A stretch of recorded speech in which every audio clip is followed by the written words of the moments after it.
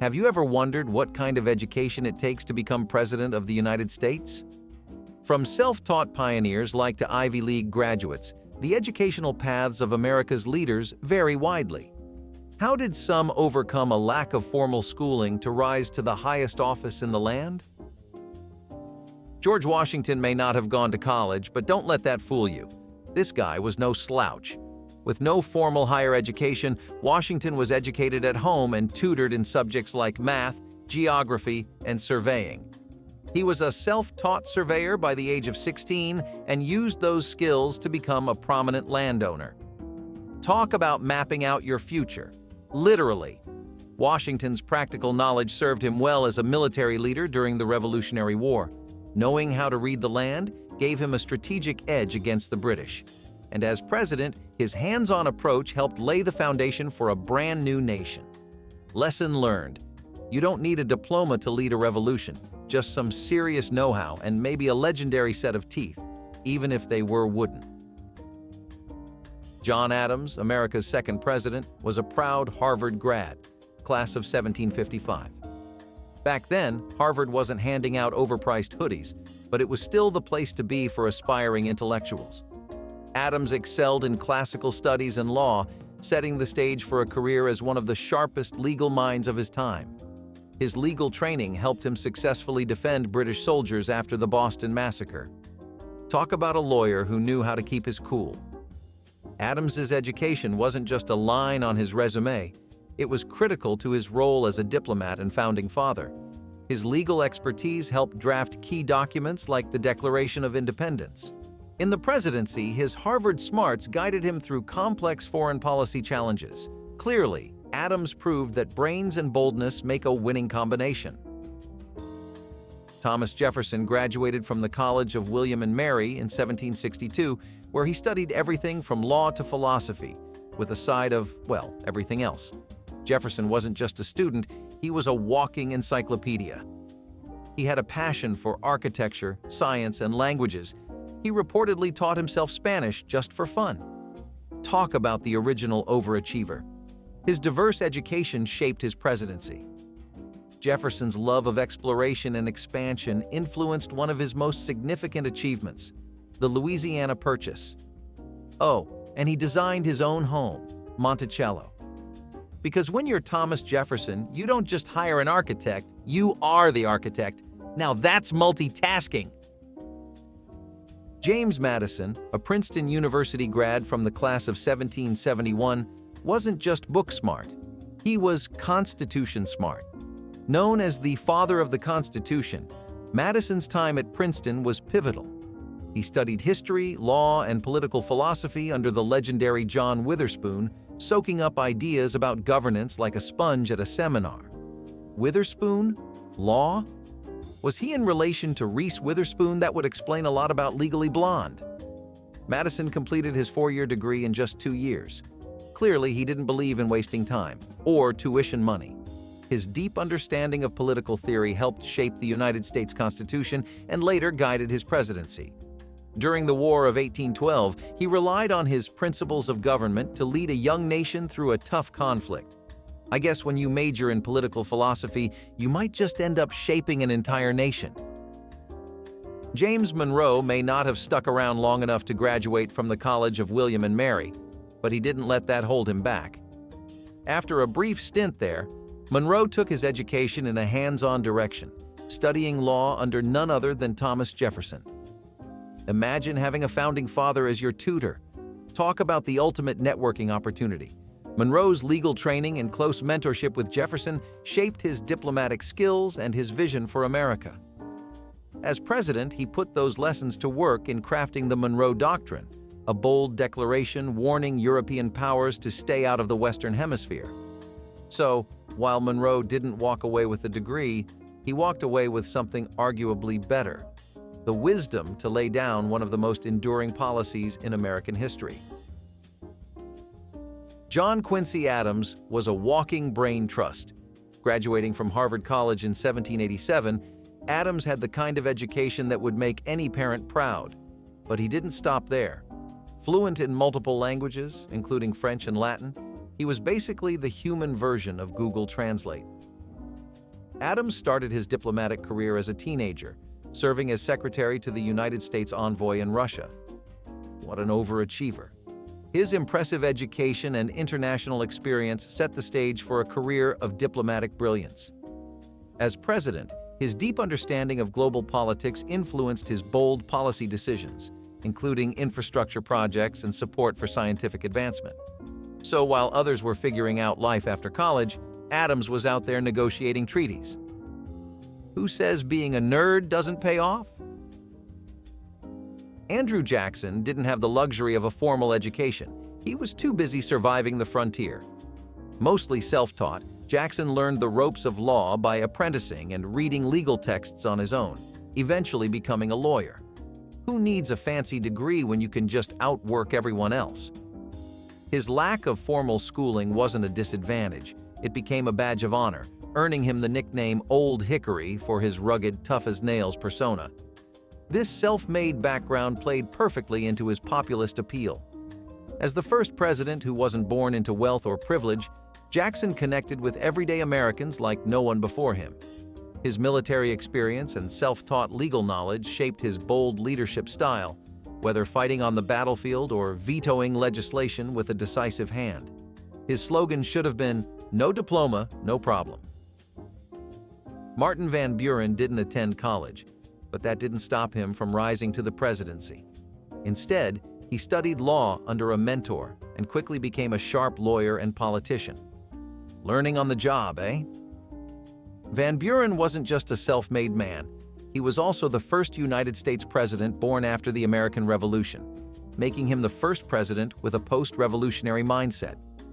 His legal education and political savvy helped him navigate the tricky waters of the presidency, especially during the Panic of 1837, a major economic crisis. He didn't shy away from tough decisions, although some of his choices didn't win him much love, like his handling of the Depression. But hey, being the little magician of American politics meant he could pull some big moves when needed. No fancy degree, just a sharp mind and a lot of political charm. William Henry Harrison's education wasn't exactly a lengthy college career. He studied at Hampton-Sydney College and briefly attended the University of Pennsylvania. But rather than books, Harrison found his true calling in the military, where he quickly rose through the ranks, going straight from textbooks to battlefields. Before becoming president, he served in the military, most famously leading troops to victory in the Battle of Tippecanoe. Harrison's military background shaped his presidency, but his time in office was, well, short. He caught a cold during his inaugural speech and passed away just 31 days later, making his presidency the briefest in history. Still, his old Tippecanoe persona and military experience gave him a lasting legacy. Who needs a long presidency when you've got a legacy of really great battle stories? John Tyler graduated from the College of William and Mary in 1807, where he studied law and politics, setting the stage for his future career. While his education wasn't flashy, it gave him a solid foundation in governance. Tyler became an ardent proponent of states' rights, a stance that was heavily influenced by his academic background and the political climate of his time. Tyler's legal education, combined with his strong belief in limited federal power, shaped his approach to the presidency. After William Henry Harrison's death, Tyler stepped in, asserting the powers of the office during a period of political tension. Though his presidency was often marked by controversy, his states' rights views left a lasting imprint on the political landscape. Sometimes the best education is a strong opinion and a good law book. James K. Polk graduated from the University of North Carolina at Chapel Hill in 1818, where he studied law and government. Polk was known for his efficiency and his obsessive attention to detail. While others might have been daydreaming, Polk was probably making a to-do list for the next 10 years. Polk's education in law and government shaped his presidency, particularly his aggressive expansionist agenda. His desire to expand American territory was guided by his strong belief in manifest destiny, and he wasted no time in making it happen. Under his leadership, the country acquired vast territories, including California and the Southwest. Polk proved that with the right education, a little ambition, and a lot of planning, you can really expand your horizons and your country. Zachary Taylor didn't have the typical college experience. He attended various schools during his childhood but never went to college. His education was more hands-on, which made him a man of action rather than a man of books. Taylor's real classroom was the battlefield, where he earned a reputation as a tough and skilled military leader. Despite having no formal political education, Taylor's leadership in the Mexican-American War catapulted him to the presidency. His military background influenced his decision-making style, relying on decisive action and straightforward solutions. But alas, his presidency was short-lived. Taylor spent just 16 months in office before dying unexpectedly. Guess he didn't have time for a political syllabus? Still, his military experience left a lasting mark on American leadership. Millard Fillmore didn't have a formal education, but he didn't let that stop him from making a name for himself. He attended various schools as a child and was mostly self-educated, learning law under a local mentor. Who needs a fancy degree when you've got grit and determination? He was elected to the U.S. House of Representatives and eventually became president. His legal education proved invaluable during the Compromise of 1850, where his ability to navigate complex issues helped him play a key role in diffusing tensions over slavery. So, while Fillmore didn't attend a prestigious law school, he sure knew how to make a deal. Proof that sometimes real-world experience trumps textbooks. Franklin Pierce graduated from Bowdoin College in 1824. Known as an avid reader, Pierce also studied law during his time at college, preparing himself for a career in politics. Who knew all those late-night study sessions would eventually land him in the White House? Pierce's education in law helped shape his political career and views, particularly his stance on slavery. His time in the legal field and his political background made him a key player in the debate over the expansion of slavery into new territories.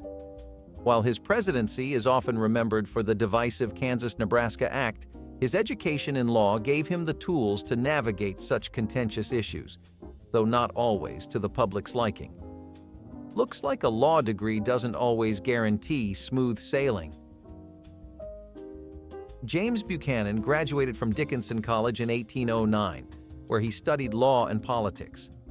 Although he wasn't known for his public speeches or flashy charisma, Buchanan's legal education gave him a strong foundation in diplomacy, which would serve him in his future career. Buchanan is often remembered as the last president before the Civil War, a man caught in the storm of rising tensions.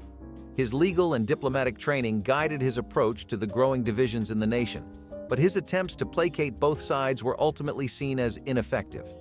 Buchanan's presidency may have been marked by inaction, but his education in law and diplomacy was meant to keep the peace. Unfortunately, sometimes knowing the law isn't enough to prevent a national crisis. Looks like even the best educated leaders can struggle when history's knocking at the door. Abraham Lincoln had less than a year of formal schooling, although that didn't stop him from becoming one of the most eloquent presidents in U.S. history. His real education came from books. He was largely self-taught, reading everything from the Bible to law books by candlelight. Talk about the ultimate night student.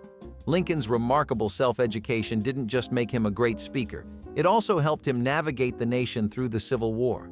His deep understanding of human nature and law gave him the wisdom to preserve the Union and issue the Emancipation Proclamation. So, while he didn't graduate from Harvard, Lincoln's homegrown education made him one of the most insightful and effective leaders the country has ever seen. Proof that a little self-discipline and a lot of reading can take you a long way, especially when the nation's future is at stake. Andrew Johnson had no formal education. He learned to read and write on his own. A true self-made man, Johnson didn't have a polished resume or a college degree, but he rose through the ranks of politics through sheer grit. Despite his lack of formal schooling, Johnson became a staunch advocate for the Union during the Civil War, even serving as Abraham Lincoln's vice president. His upbringing in poverty shaped his leadership style, and he was determined to stick to his principles, even if they weren't always popular. While his lack of education didn't directly influence his presidency, Johnson's resolve and life experience played a major role in how he handled Reconstruction. Who says you need a classroom when you've got determination and a strong sense of duty? Ulysses S. Grant graduated from the prestigious U.S. Military Academy at West Point in 1843. While he wasn't a top student, he famously didn't love math. His education in military strategy would later make him a pivotal figure in the Civil War. Talk about a case of it's not how you start, but how you finish. Grant's military background shaped his presidency, especially in his approach to Reconstruction after the war. His decisive leadership in battle translated into a strong stance on rebuilding the nation, though his presidency faced many challenges. Despite a less than glamorous academic record, Grant's West Point education proved invaluable in shaping his leadership style. After all, running a country is a bit like running an army. Strategy, discipline, and a good sense of direction are key. Rutherford B. Hayes was not only a politician, he was a scholar as well. He graduated from Kenyon College in 1842 and then went on to Harvard Law School, where he polished his legal skills. Not your typical man of action, Hayes was a bookworm with a strong legal and academic background. In fact, he could probably have argued his way out of anything. His education played a major role in shaping his presidency, particularly his policies on civil rights and Reconstruction.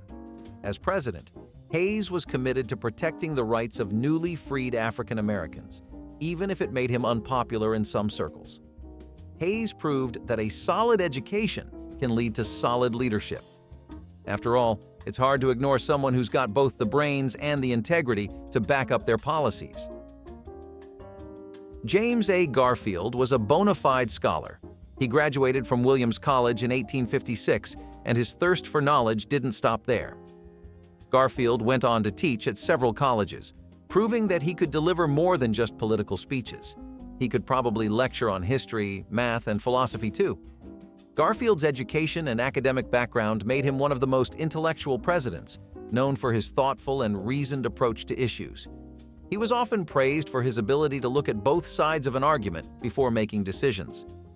Sadly, Garfield's presidency was cut short by assassination, but his intellectual legacy remains. Looks like he was more than just a pretty face on a $20 bill. He had the brains to back it up. Chester A. Arthur graduated from Union College in 1848, where he studied law and sharpened his skills for a future in politics. But let's be real, Arthur wasn't any ordinary bookworm. He had a sharp mind and a talent for argument, which made him a skilled lawyer and a force to be reckoned with. Arthur is often remembered for his unexpected role in civil service reform.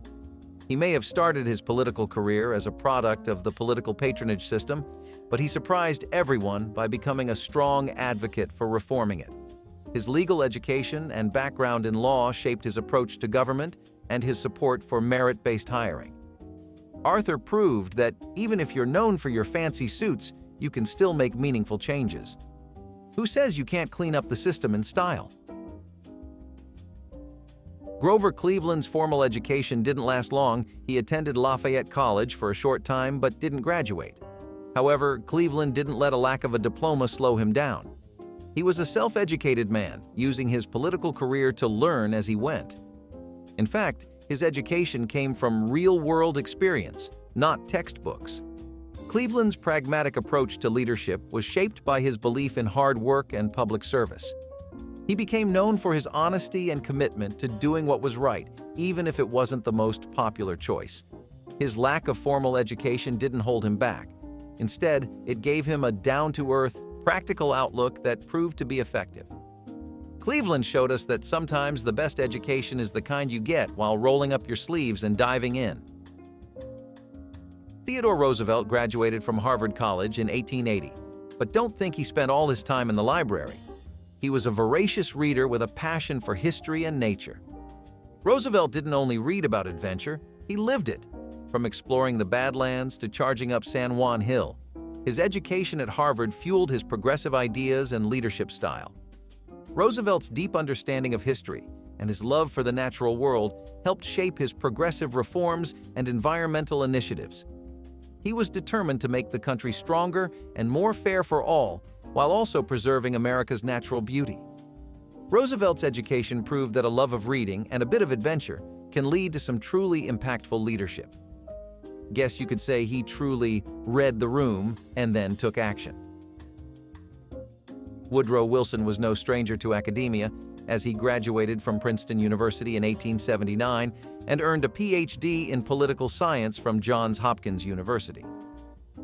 Talk about taking the student-president stereotype to a whole new level.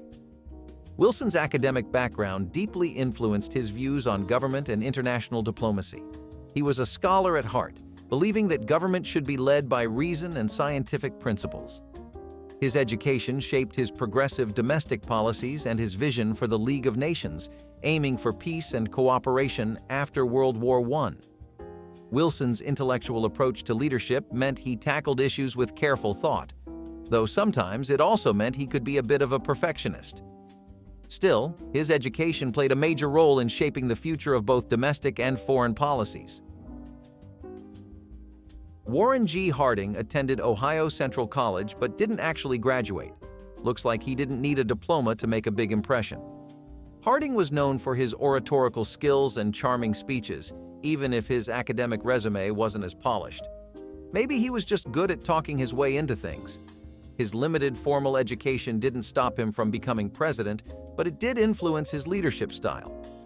Harding focused more on populist appeal than intellectual depth, which led to some questionable cabinet appointments.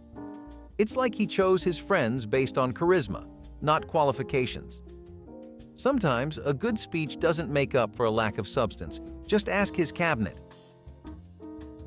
Calvin Coolidge graduated from Amherst College in 1895, where he developed a strong foundation in history, government, and law. Known for his quiet demeanor, Coolidge earned the nickname Silent Cal, mostly because he believed in doing more than talking. You can imagine his speeches, brief, to the point, and without any fluff. His education, combined with a strong work ethic, shaped his pragmatic approach to governance. Coolidge was a believer in minimal government intervention, which worked well during the Roaring '20s when the economy boomed. His calm and measured approach helped restore confidence in the presidency after the scandals of the Harding administration. In Coolidge's case, the less he said, the more effective he was. Sometimes silence speaks louder than words, especially when it's accompanied by strong leadership and solid policies. Herbert Hoover graduated from Stanford University in 1895 with a degree in engineering, proving you don't need a law degree to get to the White House, just a knack for problem solving and a solid education. Hoover's background as a mining engineer meant he approached problems with a technical mindset, as if every issue could be fixed with the right formula or blueprint. His engineering expertise influenced his responses to the Great Depression, but his strategies were widely criticized for not doing enough to alleviate the crisis. Instead of building bridges to help the American people, many thought Hoover was just building more barriers. While Hoover's education gave him a unique approach to governance, it also showed that sometimes even the smartest engineers can't fix everything with a wrench and a hard hat, especially not a nationwide economic collapse. Franklin D. Roosevelt graduated from Harvard College in 1903, but he didn't only read books, he traveled extensively, gaining an international perspective. In fact, FDR was basically the world traveler of the White House before Instagram made it cool. His strong academic background and interest in public service shaped his leadership during the Great Depression and World War II. Roosevelt's time at Harvard sharpened his skills in economics and politics, which helped him roll out the New Deal programs that aimed to lift the country out of economic despair. His education wasn't just about learning facts, it was about learning how to lead through crisis. His intellectual curiosity and experience made him a master of turning challenges into opportunities. Talk about turning a bad situation into a Rooseveltian victory. Harry S. Truman didn't attend a traditional four-year college. He took business courses but never graduated. In fact, Truman is one of the few U.S. presidents without a college degree. But don't let that fool you. He was a quick learner and a determined self-educator. Truman's lack of formal education didn't stop him from becoming a decisive leader. He was known for his common sense, practical approach, and the buck stops here mentality. His education, while unconventional, shaped his leadership style during pivotal moments like the end of World War II and the beginning of the Cold War. Truman proved that it's not always the diploma that counts, but the grit and determination to learn and lead when the world is watching. Guess you could say his real degree was in getting things done. Dwight D. Eisenhower graduated from the U.S. Military Academy at West Point in 1915, proving that leadership is about action, discipline, and knowing how to navigate a battlefield. His education was definitely military grade. Eisenhower's military education and leadership during World War II made him a natural fit for the presidency, especially during the tense days of the Cold War. He wasn't just leading troops, he was strategizing on a global scale. His West Point training shaped his foreign policy, especially his role in NATO and his efforts to contain communism. Eisenhower's military background taught him how to negotiate peace. When it came to handling international crises, Ike's motto seemed to be, "Keep calm and lead on." John F. Kennedy graduated from Harvard University in 1940, and while he may have been known for his charm and charisma, he was also an avid reader and excelled academically, despite dealing with health issues throughout his youth. Guess you could say he was the textbook definition of brain and brawn, if the textbook had a few chapters on overcoming obstacles. Kennedy's education at Harvard exposed him to global politics, which shaped his approach to foreign policy. His time at Harvard influenced his decision-making during major crises like the Cuban Missile Crisis and his bold push for the space race. Kennedy's intellectual curiosity and sharp political mind helped him navigate Cold War tensions and make decisions that had a lasting impact on the U.S. His education wasn't just academic, it was a masterclass in leadership under pressure. Lyndon B. Johnson graduated from Southwest Texas State Teachers College in 1930, making him the first U.S. president with a degree in teaching. You could say he was the kind of guy who believed in education and also in giving people an education in how to get things done in Washington. Johnson's background in teaching and his rural upbringing had a big influence on his presidency. His Great Society programs, which focused on civil rights and poverty alleviation, were shaped by his deep understanding of education's power to change lives. With his education and down-to-earth perspective, LBJ became a champion of social change. It was like he had the heart of a teacher, the drive of a politician, and the commitment to improving the lives of everyday Americans. Talk about lessons in leadership. Richard Nixon graduated from Whittier College in 1934 and earned a law degree from Duke University in 1937. A double dose of higher education. While he wasn't exactly known for being the life of the party, his legal background gave him a sharp mind for diplomacy and policy. Nixon's time as a U.S. representative in the 1940s and his legal training were instrumental in shaping his presidency. His approach to the Cold War, including his groundbreaking visit to China, was driven by his strategic thinking and legal expertise. But as we all know, not every legal maneuver turned out in his favor. Nixon's education helped him navigate the complexities of the presidency, but it also played a role in his eventual resignation over the Watergate scandal. Proof that not all lessons in leadership end on a high note.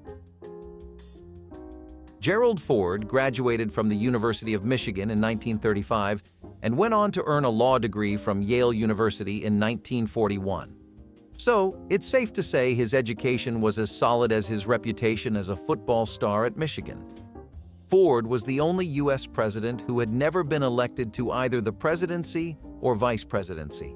His rise to power came after Richard Nixon's resignation. But don't let that confuse you. Ford was no stranger to political maneuvering. His law background and experience in Congress helped him navigate the chaos of the Watergate scandal and stabilize the nation. Despite taking office under tricky circumstances, Ford's steady leadership proved that legal training and political savvy could get you through even the most unexpected of situations.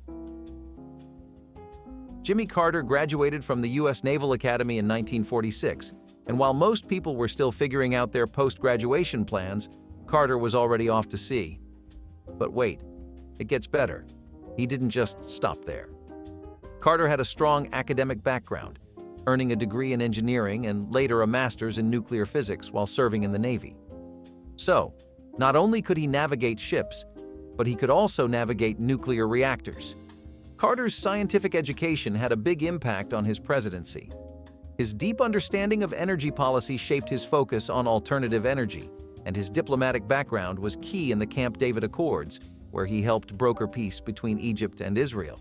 A peanut farmer turned nuclear physicist turned peace broker, Carter proved brains, not just brawn, could make a difference on the global stage. Ronald Reagan graduated from Eureka College in 1932 with a degree in economics and sociology. You could say he was already preparing to act like a leader long before his Hollywood days.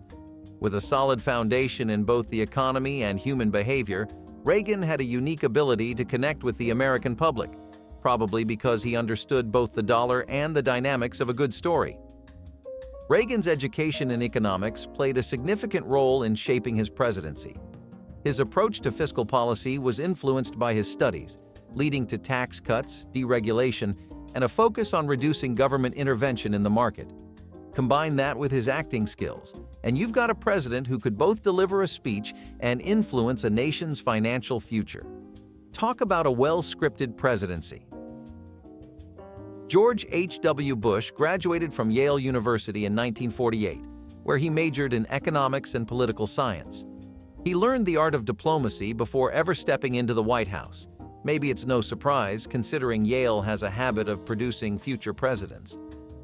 Bush's political career was shaped by both his time at Yale and his experiences as a Navy pilot in World War II. His time in the military taught him the value of duty and leadership, while Yale helped shape his intellectual approach to politics. Bush's education and diplomatic career played a significant role in his presidency, especially during the Gulf War. His mix of scholarly knowledge and real-world experience made him a steady hand in international relations, guiding the U.S. through a critical conflict with a diplomatic touch. Bill Clinton graduated from Yale University in 1973 with a law degree, but his educational journey started even earlier. As a Rhodes Scholar, he spent time at Oxford University, where he was noted for his academic achievements and ability to charm the British. Clinton's academic background was stellar. He was an accomplished student and highly engaged in global affairs. Some say he was as good at studying as he was at giving speeches. Clinton's extensive education and exposure to global issues had a huge impact on his presidency. His strong academic foundation influenced his economic policies, and his focus on education and technology helped shape initiatives like the 90s tech boom.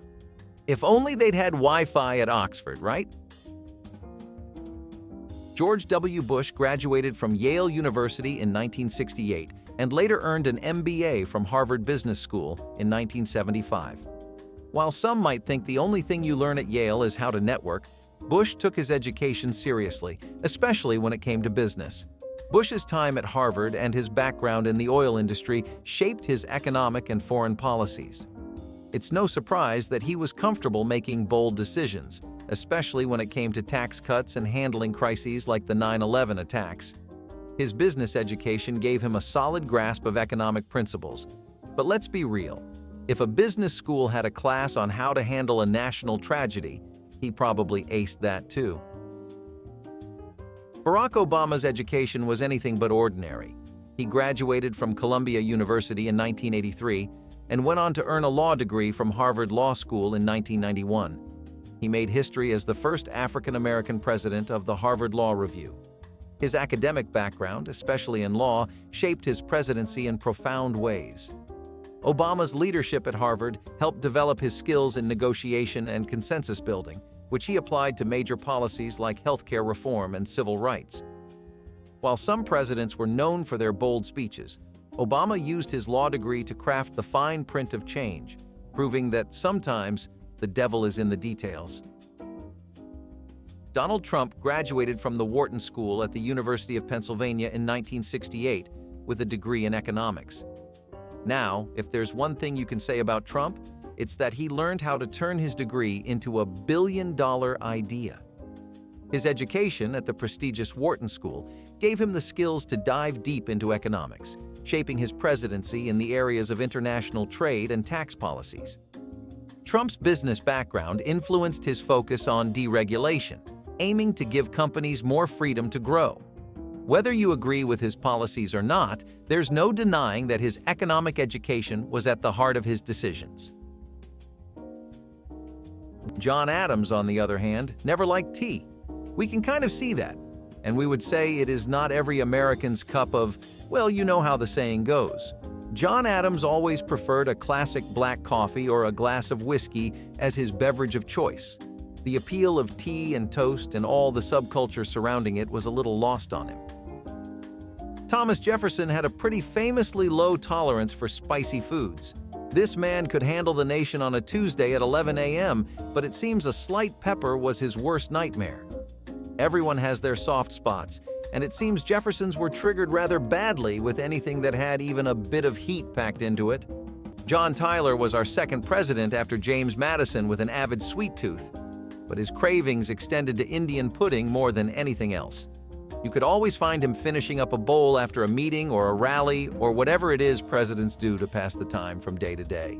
Everyone has to unwind at the end of it, and Mr. Tyler chose Indian pudding as his relaxant. James K. Paul was incredibly obsessed with ham and cornbread, which he recalls asking for specifically when he and his wife were trekking down the Mississippi, and when he was offered a standard New Orleans breakfast, he politely declined and just asked for ham and cornbread. Gotta love a leader that knows what they want, right? James Buchanan believed that eggplants had no place in a man's diet, though it's unclear why he held this view. Although having a preference against eggplants was one thing, he seemed to go far beyond just not liking the poor vegetable. To Buchanan, an eggplant may as well have been an atrocity on a plate. Andrew Jackson was pretty fond of what was known as leather britches, which is really just an extra American way to refer to green beans with bacon. Peas, beans, and basic vegetables have always gone beautifully with any kind of protein. It is kind of one of those golden rules of the culinary world where everyone just universally agrees on something. In this case, green beans and bacon have a presidential stamp of approval behind them. Andrew Johnson particularly adored Hoppin' John, which his chef learned how to make authentically in Raleigh, North Carolina.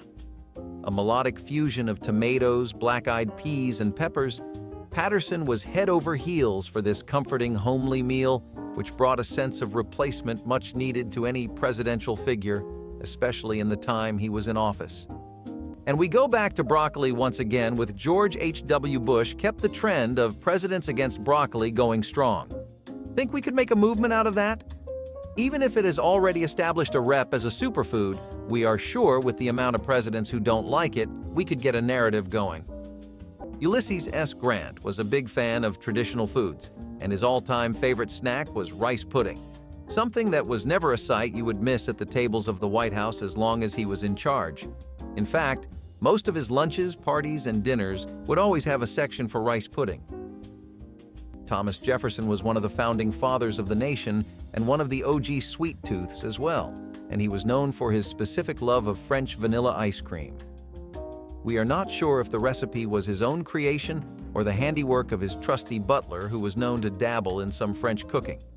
Either way, his ice cream was made of eggs and had a particularly thick consistency that Jefferson was very fond of. And who can blame him? Lyndon B. Johnson could not really stomach liver. Something in his gut and sides told him that this dish just is not meant for him. Maybe listening to it is what helped him stay as healthy as he did, but he never even gave it the odd opportunity to prove itself. Though many tried to get him to see the appeal of liver, Johnson was one man who would not budge on his food opinions.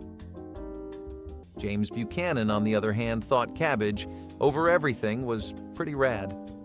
Fried cabbage as a topping or as the centerpiece of the dish, he would always be eating many cabbage-based meals or just chowing down on it plain and simple. That's definitely dedication to the bit, and while we can see the appeal, loving it to the point that you eat it as is with nothing else is a bit beyond our imagination. William Howard Taft was known for his intimidating figure, and you do not get a build like that just by sitting around signing off paperwork. Taft would build his strength the old-fashioned way, through a lot of protein. One of his best sources of it were these 12-ounce steaks that he would religiously eat every day, and if you manage to stomach that diet for a week, you'll know just how much of a bulk we are talking about here. Warren G. Harding never followed the health benefits of spinach so clearly outlined by health critics and food analysts across the nation. His term, while especially short, was one filled with character, and from that we know enough about his choice in terms of dining. Spinach and Harding never seemed to see eye to eye. Chester Arthur liked to get into the nitty and gritty with some Southern-style mutton chops, particularly if they were fried or grilled. You know when you grill something and you hit that nice, perfectly toasty charred state? That's how he preferred his chops, and we definitely can see where the man was coming from. Or maybe we are all wrong and he just liked to match his meals with his facial hair, which was also mutton chops. Despite his rather small size, James Madison was known for having quite an appetite when it came to his love of Virginia ham, particularly smoked ham. Now, this was already a pretty popular choice for Virginia natives as far as their top 3 foods went, but when you get a president rooting for you, it adds some cultural value to the dish. If there is anything Virginia is unrivaled at, it is their delectable ham, so it's not hard to put 2 and 2 together and see why this was his favorite. John Tyler also agreed with Harrison's take on this aspect, but he had a healthy layer to this mindset that he applied to his eating habits pretty often. John Tyler would never tolerate overly greasy foods or rich foods for a variety of reasons. The bloating, the suffocating feeling afterwards, the digestion issues. It seems there is a lot about heavy food that Tyler could not stand. According to his White House keeper, Henrietta Nesbitt, Franklin Roosevelt loved all things grilled cheese, especially grilled cheese sandwiches, which he would often have alongside things like hot dogs, fish chowder, scrambled eggs, and more traditional American food. Despite what his doctors may say about cholesterol, it seems that never steered him away from a hot plate of grilled cheese. On one particular trip to England, Martin Van Buren, who was yet to be president, fell completely in love with the delicacy that is the boar. In particular, he grew quite fond of boar's head, which became a regular feature at his Christmas parties. Sounds like a scene straight out of a cartoon, right? Boar heads looked just as big as they did in the TV shows. That Grover Cleveland was not comfortable dining in the White House is no secret, and that he was especially discontent with French food is a pretty well-known fact. It is even documented in written word, as he was once heard saying, "I have to go to dinner, but I wish to eat a pickled herring, a Swiss cheese, and a chop at Louis instead of the French stuff I shall find." William McKinley also liked to go for a very conventional routine with his daily snacks and meals, which were mostly just meat and fish. We are sure that all of you had experiences where you went out to fancy restaurants but came back home craving the simple comfort food. To McKinley, a good plate of fresh fish and nicely seared meat was exactly that. Fanny Daddies were a common sight at the table of Franklin Pierce, which again is another legacy item left to us by the British. Pierce himself was a New Hampshire local, so it makes sense why he would resonate so strongly with Fanny Daddies. We think that regardless of your native country, anyone could come to appreciate a fried pastry this good. Some people enjoy meat but dislike chicken, and Herbert Hoover was one of them. He preferred game meats like duck, beef, and venison, but avoided chicken. The chewy and bland texture that most American dishes tend to produce was not for him. Maybe he would have liked South Asian cooking more since it tends to be heavy on the seasoning, kind of eliminating the entire bland factor. Dwight Eisenhower was on the opposite end of the spectrum. He was more like those people that eat for sustenance, not fun, but there was one dish he enjoyed fully. That was the First Lady's $1 Million Fudge, and she would often add marshmallows and nuts to it. Guess he had a big soft spot for chocolate after all. It is a bit heartwarming to know that even the presidents can have something in common with little kids and everyday adults alike. While the presidency of the United States of America has been a dark topic at some times, with conspiracies and assassinations everywhere you look, Zachary Taylor is probably the one president who made his bed and went to lie in it too. Zachary was an incredibly passionate enjoyer of Callous Thou Shods. If you are wondering what that is, these are fried sweet rice dumplings that had a surprisingly high level of cholesterol, especially with the amount he consumed. Woodrow Wilson did not like fried foods of any kind. Wings, fillets, tenders, hot shots, nuggets, and fried chicken, all of it would go out the window. Besides Roosevelt, Wilson is the only one in the early 1900s to dislike fried food. This trend would dominate American taste buds for so long towards the end of the 1900s, we wish they would have set up some campaign work to keep long-term trends under control. William Taft preferred potatoes without gravy and always requested his steak well done. Some well-seasoned potatoes and premium beef were arguably his biggest supporters throughout his presidency. Also, it helped his PR with the Republican side too. He really pushed some traditional American stereotypes with his image. Calvin Coolidge had an extremely big sweet tooth, and what cheered him up after a long day of diplomatic relations and international politics would be a jelly roll packed to the brim with strawberry jam in a hefty wrapping sprinkled with lemon icing. Sounds like something that would definitely put the pep back in anyone's step. Abraham Lincoln was another one of those simple men who seemed to avoid anything overly fancy on his table. Maybe he grew up eating comfort food. Maybe it was just the style of the 1860s back then, but he always preferred simple game. The pheasant under glass and exquisite premium cuts of venison were never for him, but a prime ribeye and some potatoes and gravy would put him entirely in his element. Woodrow Wilson refined his diet more than his predecessors, favoring lighter options like chicken salad. His staff would always have a few bowls ready to go, and they were regularly running from his office back to the kitchen with them. Everyone has their cravings, and while fried chicken does it for most, Wilson preferred to eat lighter.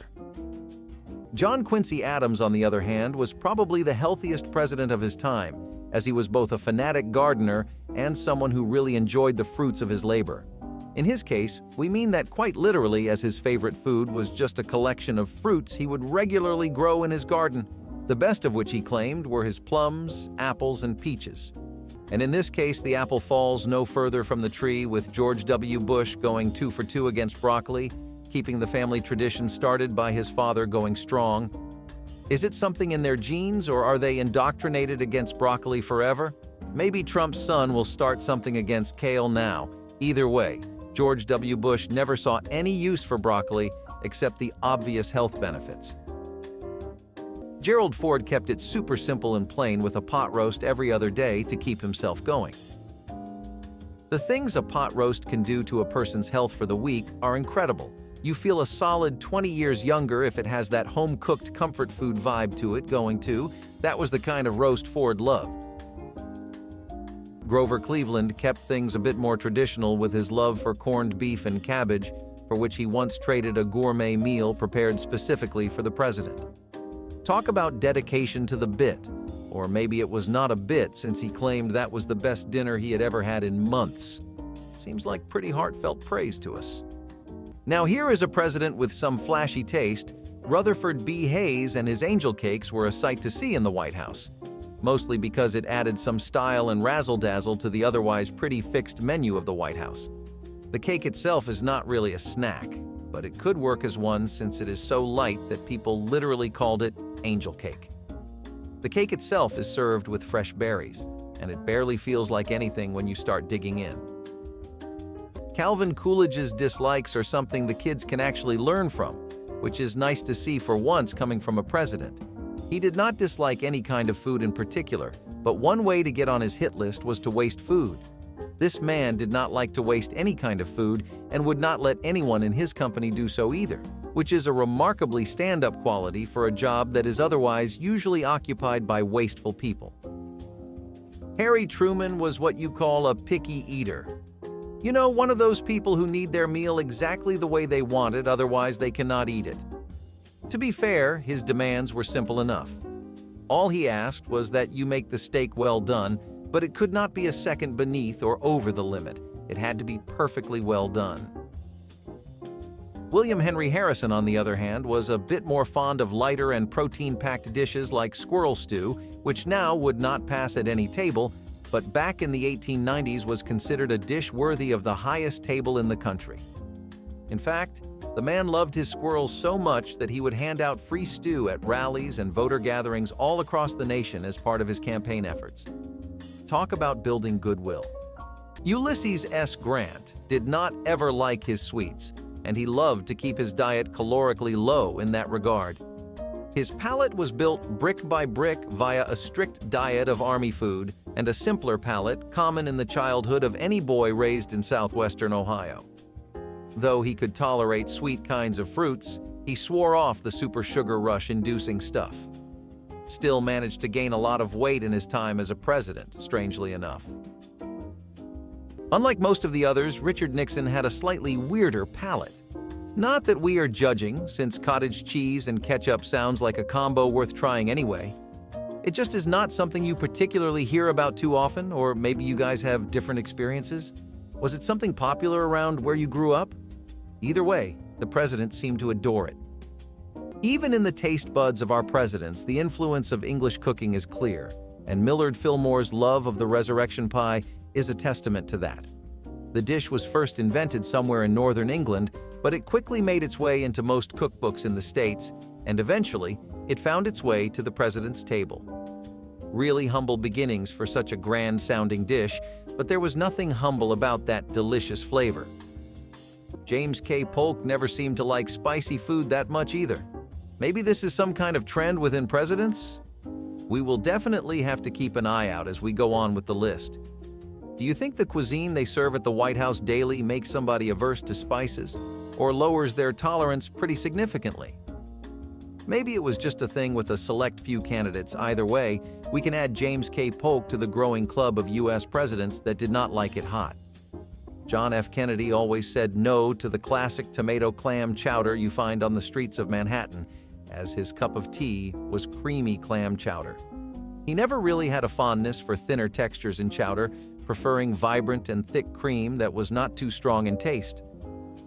Rutherford B. Hayes was perhaps the most simple man on this entire list, which you may not expect from someone as sophisticated, assumingly, as the president.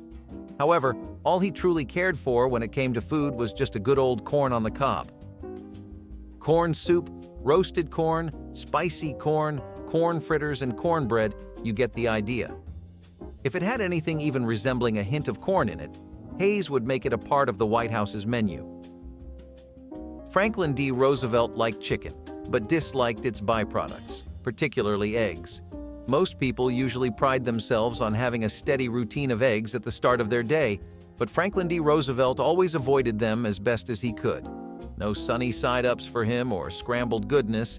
He would like his day starting with toast and tea instead of anything to do with eggs. One thing in particular he hated was the yolk. Herbert Hoover, on the other hand, had a fondness for sweet potatoes topped with marshmallows. Just like apple pie, steak and gravy, or meat and fish, this can be found at Thanksgiving tables all over the country. The situation at the Hoover household and the Oval Office was pretty much the same, and it was more like a daily thing than once in a year. The taste buds and personal anecdotes of the life of Abraham Lincoln remain largely a mystery to us even today. But one fact we can settle on for good is his intense appreciation for a banging corn cake. This man would gobble them up at 2.5 speed, and the ingredients for making one would often run dry in his pantry. Every person behind a big desk needs some superfood to keep their motivation going, right? William Howard Taft was probably the only centrist here. He had nothing he disliked that we can reference or find, but what we do know is what he liked, and you can often guess the other one out of that. Mr. Taft loved his meals simple, plain, and straightforward, so we imagine he did not like pompous food. You know, the showy, flashy kind of dishes that make an impression more than they taste good. Andrew Johnson was often seen snacking on some sweet potatoes. We get it, honestly. Full of fiber, quick, easy to eat, and with a delightful aftertaste. There are a lot of nutritional pros and cons, lots of logical reasons as to why sweet potatoes should be a part of your diet, but something tells us that it was just the nostalgic taste that kept him coming back for more. James Monroe had more in common with Madison than just a first name. They both hailed from Virginia, but Mr. Monroe prized the spoonbread over the state's widely known ham. The story behind spoonbread is that once, at Monroe's home, a cornmeal mush was baked in the oven, which was not the standard way of making it, but the result was spoonbread, and Monroe made sure to keep it on the menu ever since. Ronald Reagan would have been besties with Ford as they would bond over their mutual animosity for Brussels sprouts. One has to wonder, where do these oddly specific dislikes start from? Anyway, they managed to stay with the men, especially Reagan, until their graves. Ronald never seemed to like sprouts, even until his dying day. Lyndon B. Johnson ate like a gladiator and a proper American, seeing as how his snack of choice was always chicken-fried steak, mashed potatoes, and some gravy. Though the portions would change depending upon his schedule, he was always known to eat pretty big plates. Andrew Jackson, the 7th President of America, brought an air of sophistication, with his favorite food being a tenderloin with Jezebel sauce. The addition of Jezebel sauce really sets this dish apart because the pairing of meat with a sweet sauce made with apples, pineapples, and pepper was a rare recipe. Maybe Andrew Jackson was onto something with this dish. William Henry Harrison, and now this seems really redundant and ironic, which is a fact not lost on us, never ever liked luxurious or rich foods. He always claimed they were too overly complicated for their own good and did not have anything to really offer. In his eyes, they were just trying to put on a show rather than taste good. That seemed a lot like forgetting the point of what good food is supposed to be about. Calvin Coolidge was a fond lover of apple pie, which is debatably the pie that started it all in America, and a sweetheart, literally, of the entire nation. It is no surprise that even the president would constantly indulge in this whenever he could. An apple pie makes even your most stressful worries go away for a while. Woodrow Wilson loved Virginia ham just as much as some other presidents here, and he was especially fond of having his fried and cut up into strips. Virginian ham has been used in such a massive range of dishes that having heaps of it in your kitchens alone could set you up for 4 kinds of food comas throughout the day, so honestly, pretty solid call on Wilson's part. John F. Kennedy seemed to dislike happiness itself, since if you served him mashed potatoes, he would get an ick. Why would that happen to a person? Who dislikes mashed potatoes? Is it something he has always not had, or was it a recently developed opinion? One can never know. But if we could ever meet the man, this would be on the top of our questions list, even beating the controversies and scandals surrounding him. Martin Van Buren loved fresh oysters, and in his free time would go on fishing trips to get some catches of his own. Of course, he rarely had the time for trips like that, so the staff ensured he would get the freshest oysters America could serve up. Oyster-based dishes and seafood in general were something he delighted in very frequently. Red flannel hash might not bring any particular images to mind the way a quarter-pounder with large fries does, but it definitely warmed William McKinley's heart. The dish is typically made from potatoes and beets, and it was more a veggie-orientated plate than anything else, which kind of defied standards for the White House. But what is tradition to the cravings of a dear president? Similarly, endives were not something that Bill Clinton could tolerate too much. It seems like he never had much of a weakness for their bitter crunch, and even when they were cooked and revealed a much more buttery flavor profile, the president stood firm on his anti-endive hill. No honest-to-God American out there can deny the allure of a steak, but what about if it was a turtle steak? President Chester A. Arthur definitely thought it was more than agreeable, at least according to his preferences. Sea turtles used to be widely consumed in the 19th century until they were at risk of being endangered.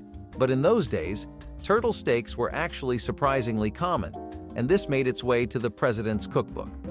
Richard Nixon is one of those "I eat for sustenance, not enjoyment" type of people. Reason being, he hated cottage cheese with somewhat of a seething passion, but ate it anyway with ketchup because of the health benefits. His favorite thing to have was ham mousse, but God forbid somebody give him some cheese that he did not plan to include in his meal. Thomas Jefferson kept it pretty plain and simple with some mac and cheese, going back to his childhood days. We are not sure how true this is, but apparently his mom used to make a pretty good mac and cheese, and the love of the dish stuck with him forevermore. Even without a nostalgic backstory, who hasn't enjoyed a mac and cheese phase at some point? Grilled cheese sandwiches were a part of American history long before President Franklin D. Roosevelt, but nonetheless, he made sure they were cemented as the ideal American breakfast during his time. A grilled cheese sandwich, toasted fresh and hot, can often be the difference between a good morning and a bad one. And if you don't believe us, just ask the president. Theodore Roosevelt had some cat-like opinions in terms of food, since to him, boiled chicken was the holy grail of meat and fried chicken was the bottom of the rung. Though most Americans seem to have their chicken priorities set the other way, with fried comfort being something the public generally indulged in. Roosevelt never seemed to get along with it, though. Benjamin Harrison stayed honest with his roots as a citizen of Ohio and Indiana, which also happened to be the top regions for corn production at the time. This shaped his taste in snacks for the rest of his life, and he would swear by corn on the cob well into his 50s and beyond. We have our fair share of presidents who have dearly stuck to the customs of our country, and Theodore Roosevelt is the best proof. That man loved fried chicken almost as much as his job, and he recalls that it was a childhood favorite of his, as his mother would always have piping hot fried chicken ready with white gravy. Sounds like a heavenly dinner to us, to be honest. Joe Biden graduated from the University of Delaware in 1965 with a double major in history and political science. Talk about being prepared for a lifetime in politics. He then earned a law degree from Syracuse University College of Law in 1968. Biden's legal education and deep knowledge of politics helped him build a career as a lawyer, then a long tenure in the Senate, where he was known for his work on foreign policy and criminal justice. With all that schooling under his belt, it's no surprise that his education shaped his presidency, especially on issues like healthcare, foreign diplomacy, and his efforts to foster bipartisanship. So, if you're ever wondering why Biden's so good at navigating the political maze, just remember, he's got a double major in history and politics and a law degree. Which president do you think was underqualified for the job? Leave a comment and let us know. And don't forget to like and subscribe.